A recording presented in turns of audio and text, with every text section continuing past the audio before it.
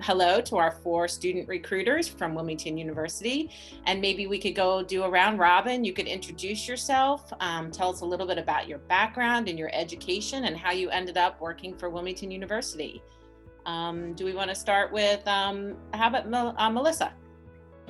Hi, everybody. My name is Melissa Polizzi, and I started with Wilmington University about a year and a half ago. I actually went to school at WilmU for my bachelor's degree, graduated in 1998, and then I worked for another company right after that, and I found myself back here about 20 plus years later, so it's great to be back. Awesome. And Patrick? Hi, everyone. My name is Patrick Pastor, and I have been at WilmU for just over 4 years at this point.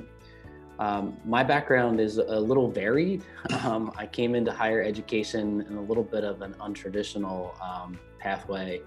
My original major in college was actually performing and fine arts. So I was working within acting and directing in both the Philadelphia market and then in New York for a period of time, for roughly 12 years between the two. And I had transitioned while in New York into marketing and sales, working for a theater company on Broadway and then off Broadway with their venues that they had. And I was hoping, in my life to segue into higher ed. So luckily I had the opportunity when my family was moving back to this area from New York, where there was a position opening at WilmU. My goal was to get into higher education for a number of different reasons. One of kind of what we're doing today is the ability to actually help students kind of discover their pathway and what those next steps are, and try to help students understand that college is doable and accessible. Absolutely. And Jamie? Hello, everyone. I have been with WilmU working since 2011. I actually attended Wilmington University when it was Wilmington College at the start in 2006. Played basketball there for 4 years, got an undergraduate degree in accounting, stayed on as an assistant basketball coach for 2 years, ended up getting a permanent job in recruiting, and I've been here ever since, and I'm also the head women's basketball coach for WilmU. Great. You guys gonna get to play this winter? We're still hoping, fingers crossed. Yes, fingers crossed. And Jamar? Hello, everyone. I'm Jamar McCray. Been with Wilmington University for 13 years. I actually came straight out of high school in 2004 and worked as a work study in the bookstore. And then in 2006, they gave me a full-time opportunity in the mailroom. I've also helped out with the sports programs on the side as well. And I've got a permanent job now in recruiting, and hopefully I'll be here for a while. That's great. That's great. So we're going to start with some questions. And again, everybody, as you're listening to our panelists, they're all student recruiters. Make sure that you're asking your questions in the Q&A box, and we'll get to them at the end. So let's start with Patrick. Can you describe a typical classroom environment at Wilmington University? Sure thing. Yeah. So it's interesting, right now, obviously, all of our classes, because of the health crisis, we've been 100% online. So everything that we're offering right now at WilmU through the fall semester, and then what will be our spring semester starts in January of 2021, and that carries us through May. All of those classes are being conducted 100% online. What's interesting about Wilmington University, which you may already know or may not know, is the fact that we've had a pretty strong online presence for actually over 10 years now. It was in 2007 into 2008 that we started offering a wide variety of classes that were online. And when it first started, there were classes that were offered online and then in person. So you did kind of a combination of the two. A number of those programs have migrated now to this day where we are right now. We already had 130 programs rather, 100% online. Mm-hmm. So if you are a student and you live, in California, we have students that are from Nevada, we have students that are in Texas. all over the United States, but large populations in those areas in particular. And some of those students never actually step foot into an actual brick and mortar location. So for our online platform, we use a learning tool called Canvas. And that is actually where you log in and do all of your classroom assignments. You're able to engage, through a discussion board with your fellow classmates through Canvas. Your syllabus, all of your course materials, everything kind of lives in this module where all the individual classes are set up. So if you're an online student, you're utilizing that Canvas platform on a daily basis. The way that it's structured for our online classes is there's a lot of flexibility. So for our online students, you'll start at the beginning of the week on typically a Monday, and you'll work all the way up until what is Sunday. And at 11:59 on Sunday is usually your deadline to submit all your assignments. Some of your assignments may be due throughout the week, but it is staggered based, from course to course. When we are in person, a typical classroom is made up of students of, every, gender, nationality, religion. We're a very diverse school. We have working adults. We have students that are coming right out of high school that are coming to us. Some of them are involved in clubs. Some of them are involved in sports. Like I said, we have working adults that are coming back for sometimes a graduate degree or even a doctoral degree. So I would kind of close by saying that maybe there is no typical classroom for us. It's a very diverse school, but I think it's one of the things that makes us so special in a lot of ways. And those classes are the same exact way online too. It's comprised of all different people from all different walks of life who are really just trying to create, a better future for themselves. So it sounds like with the current state of our environment and the health pandemic, this was probably a pretty fairly easy pivot for Wilmington University because you were already set up with that infrastructure. Yeah, I would say so. I think it was in many respects. There were certain classes that it was a little bit of it took a little more like doing from like a lab standpoint.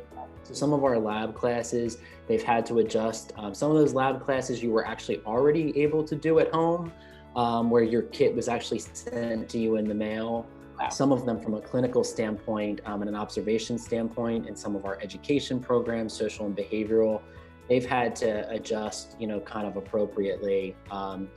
So we're still working through like some of that, but I would say, definitely that it was a little bit easier for us in some respects because of the 200 programs that we offer. Roughly, like I said, just hovering at about 130 are available completely online. And we do have students that kind of do a combination of the two as well too. They take some of their classes online and they actually come to our, brick and mortar locations throughout Delaware and then in New Jersey as well. Okay, great. So Melissa, this question's for you. In your opinion, what are the perks of attending a college in Delaware, but more specifically, Wilmington University? Well, there are many perks to attending Wilmington University, and there's many perks to actually going to school in Delaware. One of it being that Delaware is so close to so many other states and activities. You can get through the state of Delaware in 2 hours. You can get to Baltimore or Philadelphia within 45 minutes. So there's a lot of things surrounding the area.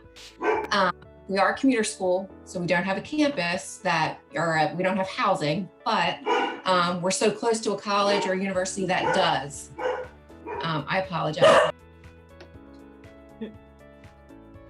Yeah, just to jump in, I can jump in too, is that, we have affordable housing that is offered through our Student Life program. So they try to help you. They can actually even work with you to like pair you up with somebody that might be kind of in the same boat as you. So we're able to help navigate that process and be of as much assistance as we possibly can. Because we do have students that, especially like our student athletes, and I'm sure Jamie could probably speak to that, they come from all over the place.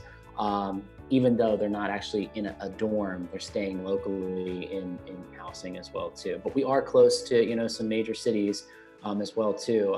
Philadelphia, like what we had mentioned, it's not too far to drive to New York. So the great thing is that we are very centrally located. That's great. So this is for anybody wants to jump in. So are there any degree programs that you feel are underrepresented at, but worth highlighting for Wilmington University? Anything new that's happening there that we wouldn't know about, or? I'm going to go ahead and jump in on this one. And I may be a little biased, but I love video games. I'm a huge gamer. So for me, one of our most underrepresented programs, or really two of them, is we have a game design and we also have 3D animation. Oh, wow. With the rise of video games and currently, streamer, everyone is wanting to be a streamer these days. I think that those are two that go unnoticed for us. We do a lot of promotion for healthcare. We do a lot of promotion for business. But really for students who are traditional 18-year-olds coming out of high school, you can't go wrong with going into one of our animation programs, especially with the climate of the world right now. That's the way we're trending, is towards technology. So for me, it's really cool. For those of you that are gamers, we have a full motion capture room, which is basically if you guys play 2K, or really any video game where movement is captured, and they have athletes normally stick the little white balls all over them to capture their form to translate to video games.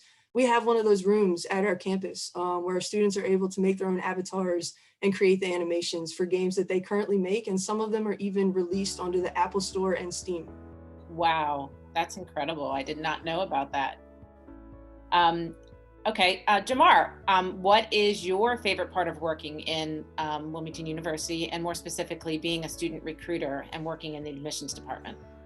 I believe mine would be the relationships with the people that you get to interact with. I think we have a great family-oriented business where we're able to actually collab and work together, even in working from different departments. So I believe that's one of my favorite parts, is actually getting to meet somebody new every day of the week. Getting a new relationship and possibly, learning something that I didn't know about the school. So as being a recruiter, I'm able to help a student that's a prospective student that's willing to come to Wilmington University.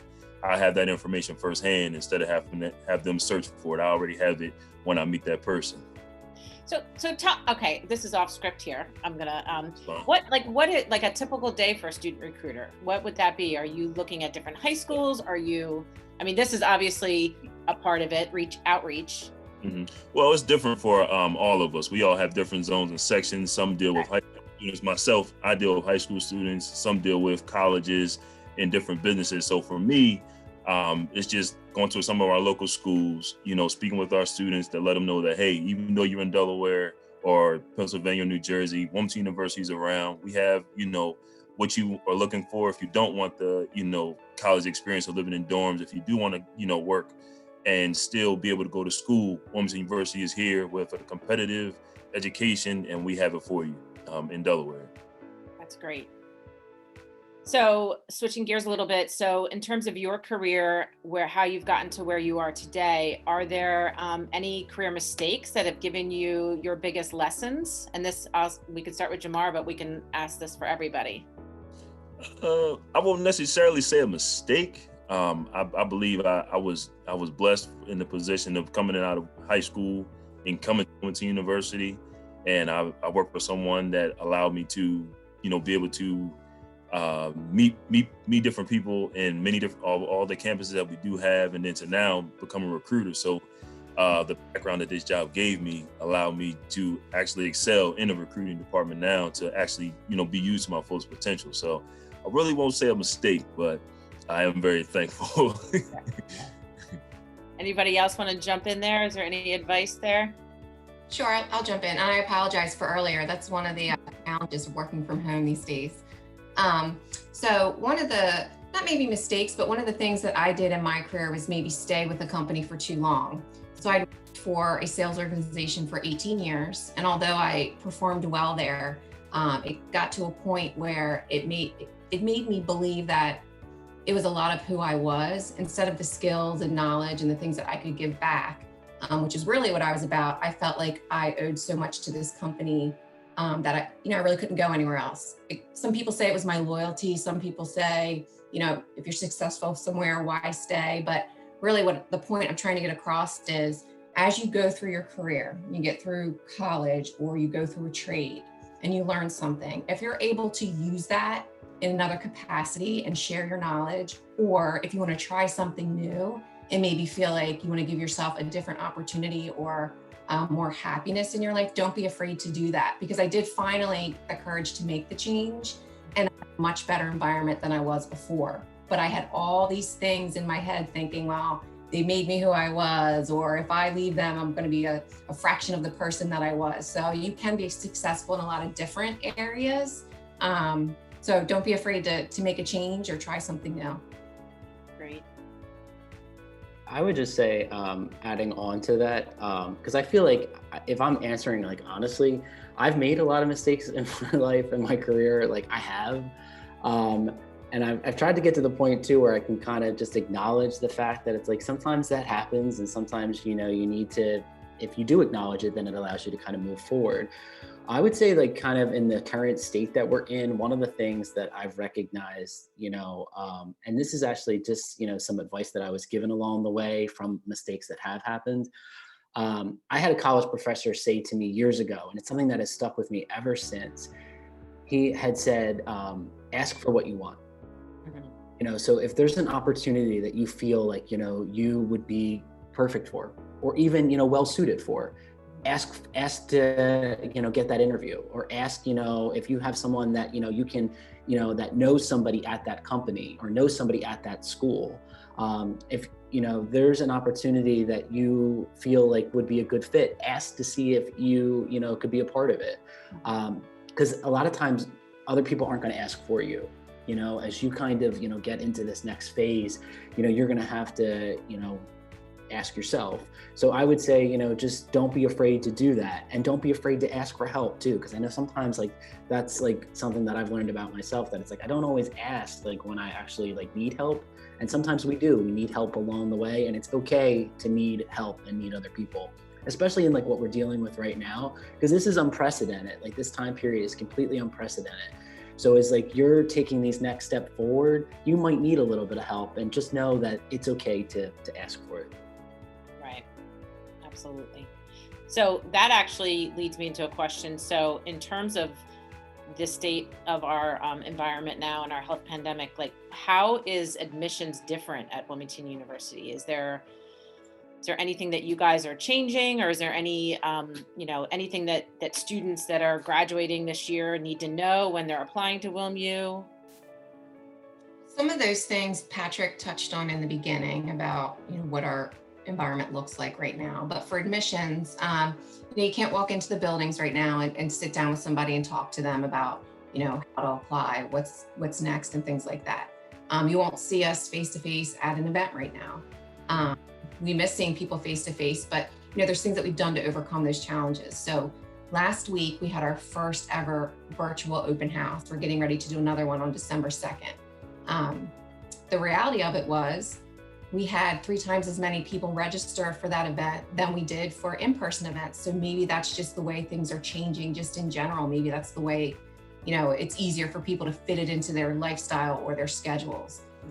So although we're not there in person, we are there face to face. So if you want an appointment, you want to meet with somebody, you can't go to the building, but you can call us and set up a Zoom call if you want to be face to face with somebody.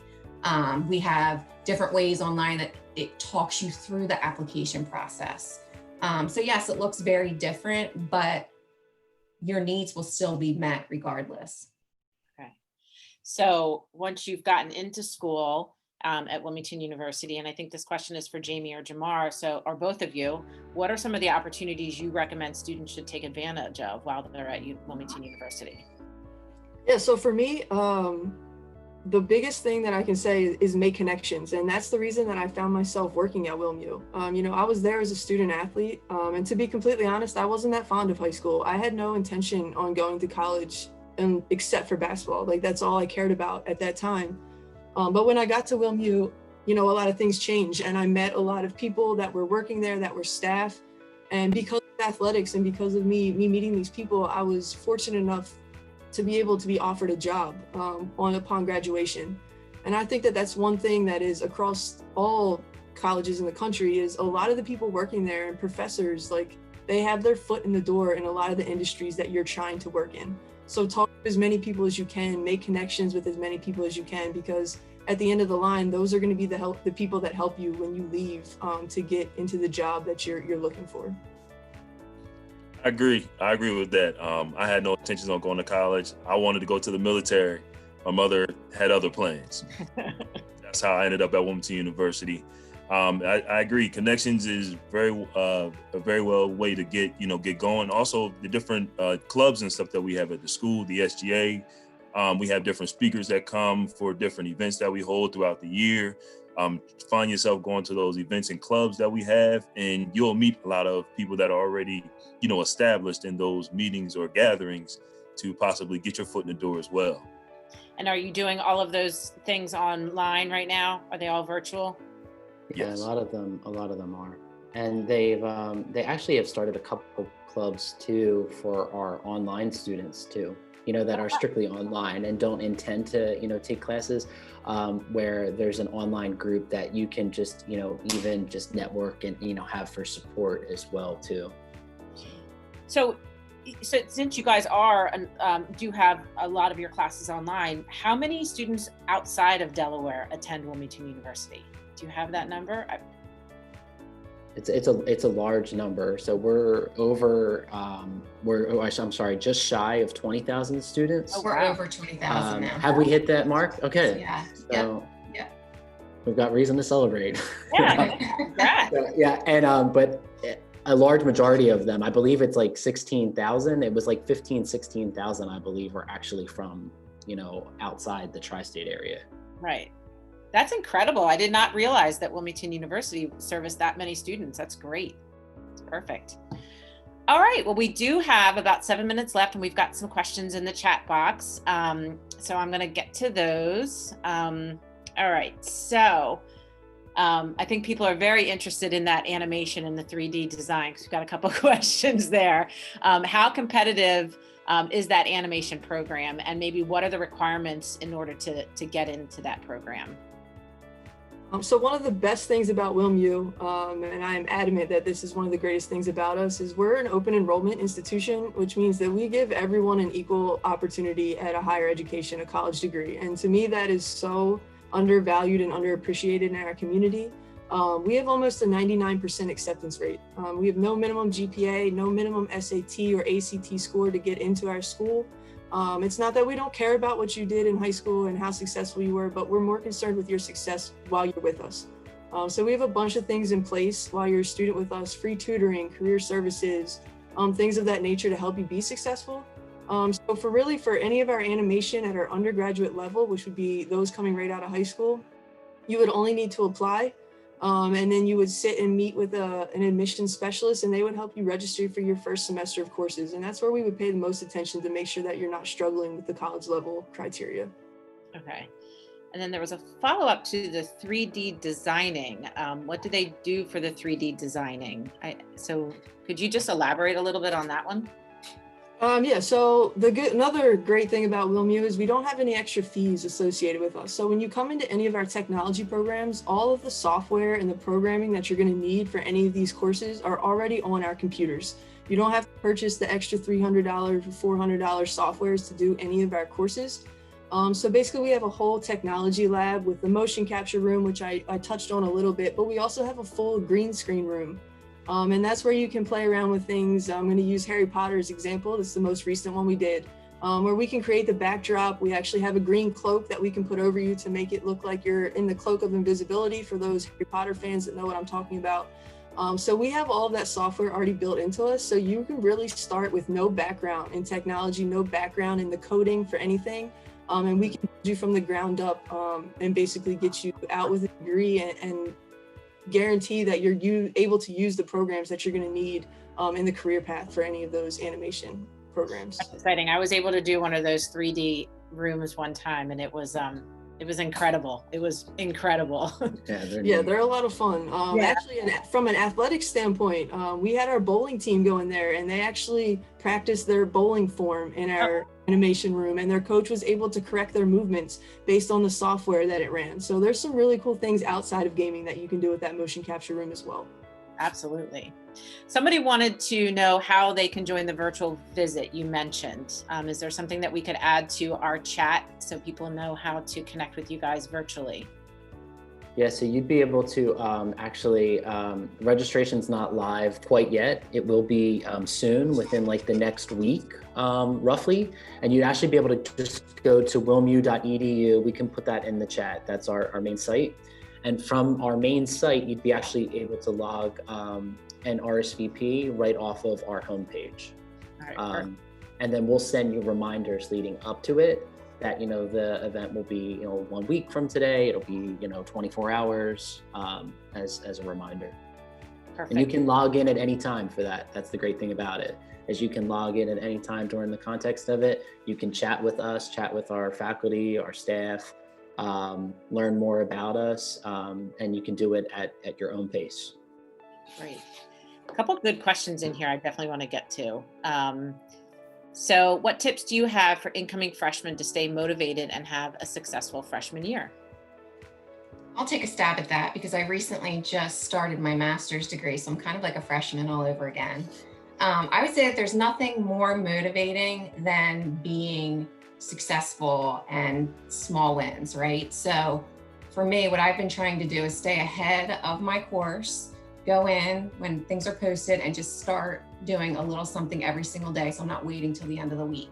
Don't spend too much time on the computer or in front of your class and the discussions for too long. Take breaks so that you stay fresh in your mind. You can make some good decisions and have some good answers and things like that, but don't put things off. Just take care of things right away and then you don't have to worry about it anymore. And if you want to go back to it and make some adjustments, you have plenty of time to do that. Absolutely. And then somebody asked, an anonymous, I know I want to go to college, but I'm unsure what I want to major in. What advice do you have for me as a high school senior? That's a great question.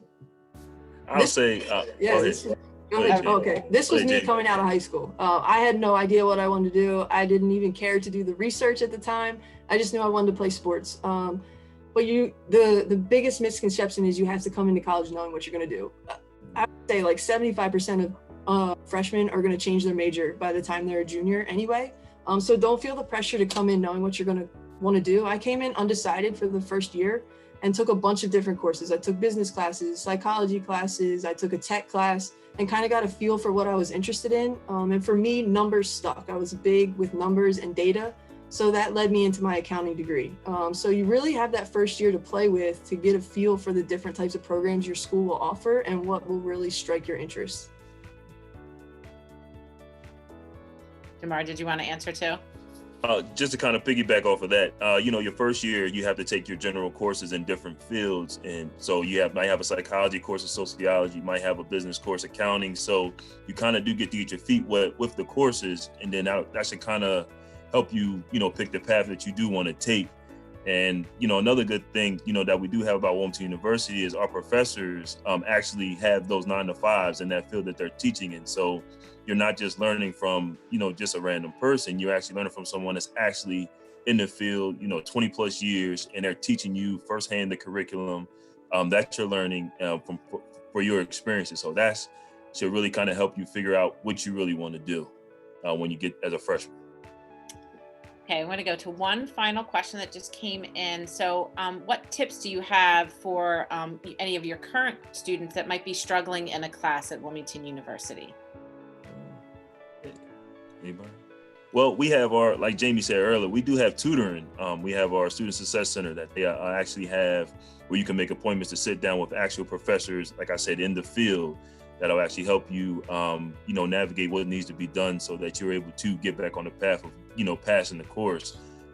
You can go as many times as you want to. I recommend all students meet the teacher before class, stay after class if you need to. If he has an email and a phone number, call him on the weekends, whatever you need to do to stay, to stay on course.